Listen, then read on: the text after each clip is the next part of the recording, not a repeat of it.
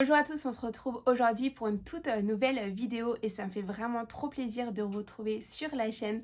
D'ailleurs, petite update avant de commencer, et bien à partir d'aujourd'hui, je vous propose tout simplement d'avoir 2 vidéos par semaine, donc une le mercredi à 18h30 et une autre le dimanche à 10h, où je vous parlerai notamment donc dans ces prochaines semaines, dans ces prochains mois, de vidéos autour de l'alimentation, du bien-être, de la santé et de la perte de poids. Et du coup, on va commencer aujourd'hui à travers un sujet qui touche pas mal de femmes et quelques hommes, mais particulièrement les femmes, c'est tout simplement le ballonnement et le ventre gonflé.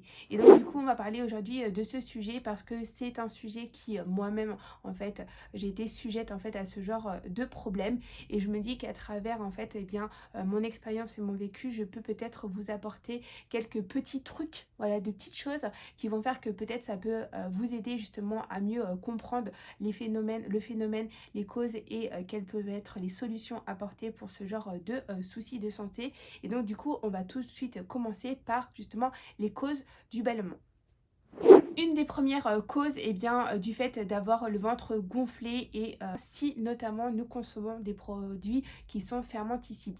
Alors, autrement dit, on peut les appeler les FODMAPs. Je ne sais pas si vous connaissez, mais généralement, donc, ce sont les produits qui ont tout simplement eh bien, des glucides en fait à chaîne longue. Et ces produits-là eh bien, vont agir sur notre intestin et notamment lors de la digestion à travers eh bien, le fait qu'ils vont se détruire de manière assez lente et vont sécréter une certaine fermentation à l'intérieur de l'intestin et de l'estomac. Parmi les produits justement qui sont fermentescibles et dont il faut faire attention. Vous avez tous tous les produits qui sont liés aux légumes type chou. Donc ça, c'est vraiment des produits auxquels il faut faire vraiment attention. Personnellement, je suis une grosse fan de tout ce qui est chou-fleur, chou vert, chou de Bruxelles. Et c'est vrai que pour moi, en fait, à partir du moment où j'ai découvert que j'étais vraiment... j'avais des problèmes, en fait, le lendemain, après avoir consommé ce genre de produits, je me suis dit, ok, bon, bah va falloir faire quelque chose parce que effectivement j'adore ça, mais si c'est pour m'être mal et d'être vraiment pas bien, autant essayer de faire attention. Donc je limite à vraiment énormément en fait ce genre de produits maintenant. Voilà, je vous recommande déjà de faire cette première étape qui est vraiment hyper importante pour commencer. Deuxième cause qui peut être aussi importante, notamment donc dans l'alimentation, si vous consommez en fait des boissons gazeuses de type soda ou même eau gazeuse, eh bien faites attention parce que ces produits sont composés de gaz, donc ces gaz vont se retrouver à l'intérieur de notre estomac et de notre intestin, et donc du coup eh bien ils vont aussi agir en tant que tels. S'ils agissent dans la boisson, ils vont agir aussi à l'intérieur de notre corps. Moi personnellement, depuis maintenant 3 ans, je ne consomme plus du tout de soda. J'ai vraiment supprimé. Qui plus est, c'est riche en sucre et c'est très industriel, donc véritablement c'est pas du tout un produit à consommer, c'est une vraie bombe atomique. Donc, troisième cause, c'est tout simplement les intolérances et vous le savez, alors ça a été entre guillemets une tendance de mode pendant un certain temps. On a parlé partout des produits sans gluten, des produits sans lactose et autres.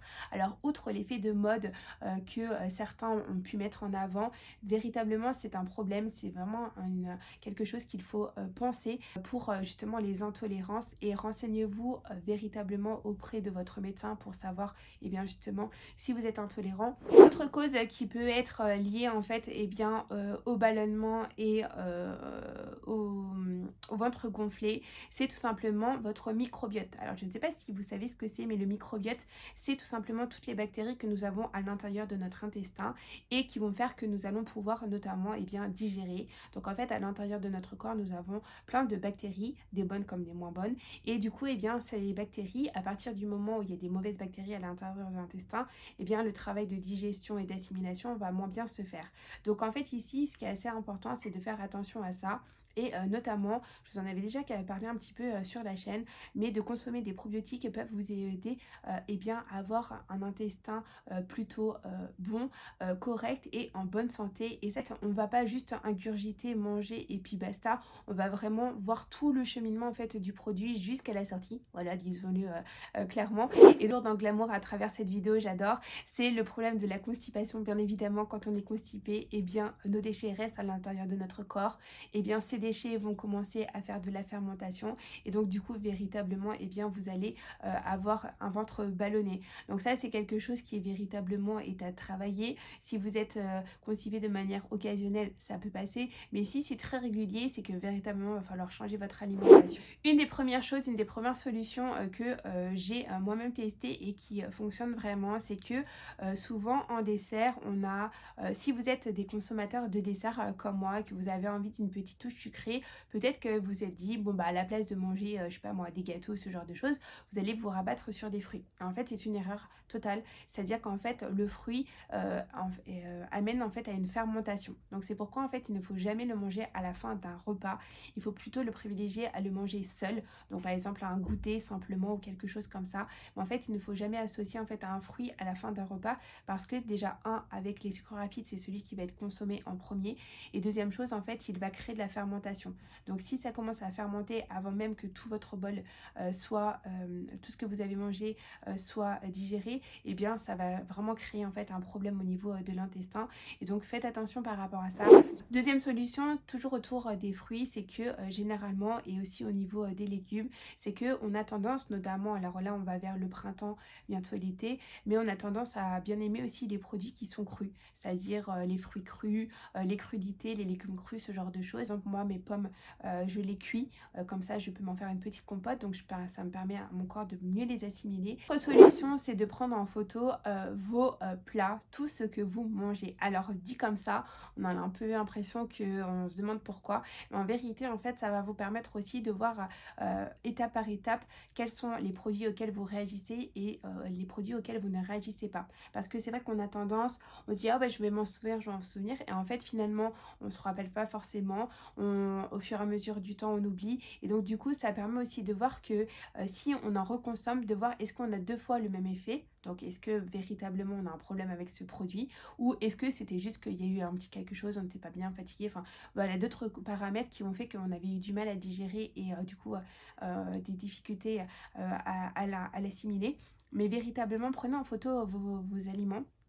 Moi, c'est ce que je fais, notamment je vous ai parlé donc précédemment d'une application qui vous permet justement de pouvoir contrôler un petit peu votre alimentation, de perdre du poids et de voir un petit peu l'apport calorique que vous ingurgitez en fait sur le quotidien. C'est vraiment quelque chose qui va vous aider en fait à vraiment visualiser en fait votre consommation. Parce que c'est vrai que quand on consomme et que le matin, le midi et le soir, il y a des temps, il y a des laps de temps en fait peuvent être longs, on oublie, on se dit ah oui, c'est vrai j'avais mangé ça et autres, et donc du coup en fait le fait de pouvoir photographier, ça nous permet à notre cerveau aussi de savoir voilà qu'est-ce que j'ai ingurgité et de pouvoir avoir une trace véritable de notre parcours alimentaire. Autre solution également, c'est la mastication. On évite par exemple de parler énormément quand on est en train de manger, parce qu'à partir du moment où on parle énormément, ne serait-ce que même dans la journée, si vous avez un métier où vous parlez énormément, eh bien vous accumulez beaucoup d'air en fait et vous allez faire ce qu'on appelle de l'aérophagie. Et si vous parlez en même temps que vous mangez, eh bien vous allez incorporer de l'air à l'intérieur de votre estomac tout en justement le nourrissant, et donc du coup eh bien ces bulles d'air vont être coincées entre deux aliments, et du coup eh bien c'est sûr que vous allez avoir justement, peut-être vous allez augmenter peut-être l'effet de ballonnement qui va s'ajouter peut-être aux produits fermentescibles.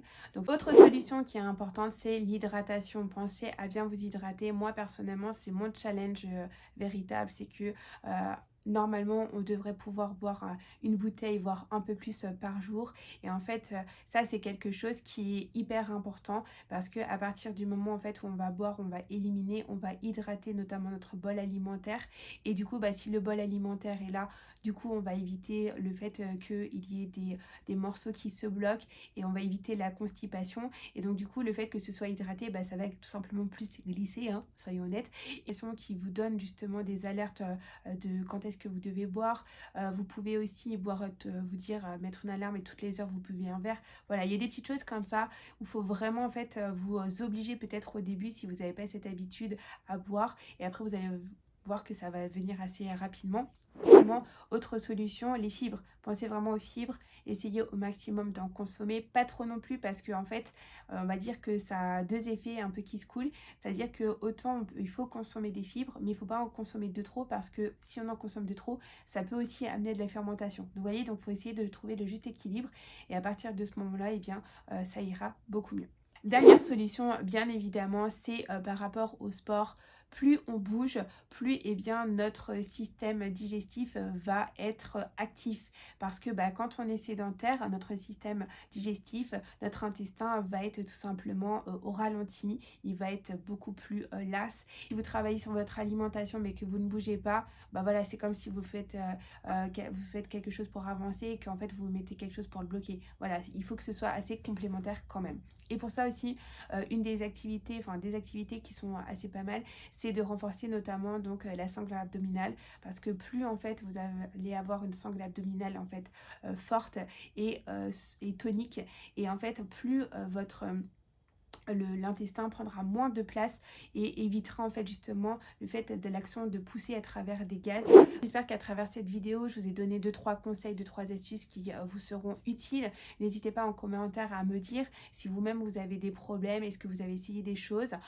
Voilà, j'ai essayé d'être le plus concise possible, il y a encore plein de choses à dire, donc n'hésitez pas si vous voulez une prochaine vidéo autour de ce sujet avec grand plaisir. Je vous fais des gros bisous, prenez soin de vous et surtout, pensez à votre ventre. Bisous à tous.